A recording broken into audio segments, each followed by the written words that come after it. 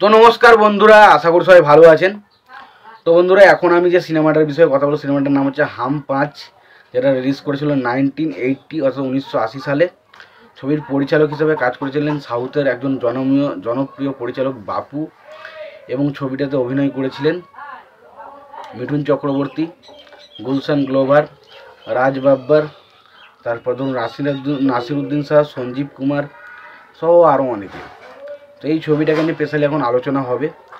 তো তার আগে আপনাদেরকে একটাই কথা বলবো, আপনারা যদি চ্যানেলটায় নতুন হয়ে থাকেন অবশ্যই আপনারা চ্যানেলটা সাবস্ক্রাইব করে নেবেন। আর যদি আপনাদের ভিডিওটি ভালো লেগে থাকে অবশ্যই লাইক কমেন্ট শেয়ার করতে ভুলবেন না। তো হাম 5 এই সিনেমাটার মধ্যে বুঝতেই পারছেন একটা 5টা মানুষ বা 5জন মানুষের কথা এখানে বলা হচ্ছে।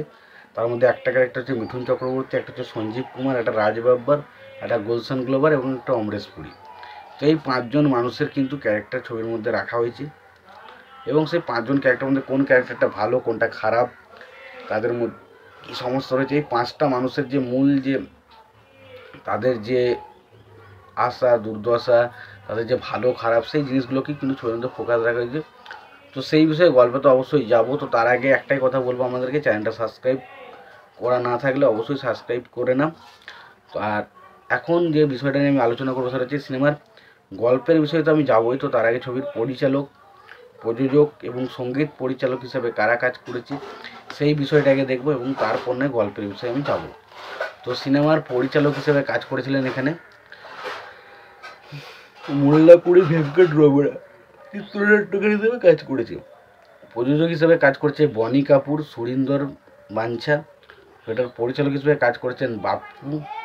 ছবিটার সিনেমা ফটোগ্রাফি করেছে শরৎ কাদোয়ে। ছবিটার সঙ্গীতের কাজ করেছে লক্ষ্মীকান্ত প্যারেলাল। ছবিটার রান টাইম হচ্ছে 180 মিনিটের মতো। ছবিটার অভিনয় করেছে নাসিরুদ্দিন খান শাহ, সঞ্জীব কুমার, সাকনা আসমি, মিঠুন চক্রবর্তী, রাজ বাব্বার, গুলশান গ্লোভার, অমরেশ পুরী সহ আরও অনেকে। এবার দেখুন এই সিনেমাটার বিষয়ে, যে বিষয়টা নিয়ে অ্যাকচুয়ালি আলোচনা করার দরকার, তো সেটা হলো এই সিনেমাটার বাজেট। এই সিনেমাটার বাজেট হচ্ছে 1 কোটি টাকা মতো, এবং ছবিটা ইন্ডিয়া থেকে নেট কালেকশন করেছিল 1,90,00,000 টাকা মতো, এবং টোটাল যদি ওয়ার্ল্ড ওয়াইড গ্রস কালেকশনের কথা বলি তো মোটামুটি 3 কোটির কাছাকাছি কালেকশন করেছিল, এবং ছবিটা বক্স অফিস থেকে প্রায় একটা হিট ট্যাগ পেয়েছিল। সুপার হিট বা ব্লকবাস্টার হয়নি, একটা হিট ট্যাগ পেয়েছিল। এবার আসি সিনেমাটার অ্যাকচুয়ালি গল্পটা কেমন। তো দেখুন এই সিনেমাটার গল্পটা, এটা পুরোপুরি একটা অ্যাকশন ওরিয়েন্টেড ছবি, এবং এখানে যে 5জন বন্ধু, 5জনের যে কাহিনী সেটাকেই কিন্তু সিনেমাতে দেখানো হয়েছে। এবং সত্যি কথা বলতে এখানে এই ছবিটা একটা রিমেক। এই ছবিটার কন্নড় এবং তেলেগু ভাষায় দুটো ছবি রয়েছিল, ওই ছবি দুটোর রিমেক। তো ছবিগুলোর নাম এই মুহূর্তে আমার মনে পড়ছে না, বাট ছবিগুলো থেকে কিন্তু রিমেক। তো সত্যি কথা বলতে এটা কখনোই অরিজিনাল ছবি নয়, এটা একটা রিমেকই ছবি। বাট ওভারঅল কিন্তু ছবিটা দেখতে ভালো লাগে, ছবিতে প্রত্যেকের কাজ খুব ভালো। যদি তোমাদের মনে হয় সিনেমাটা আপনারা দেখবেন তো অবশ্যই দেখতে পারেন। আর সিনেমাটা দেখা হয়ে থাকলে আপনাদের সিনেমাটা কেমন লেগেছে জানাতে ভুলবেন না।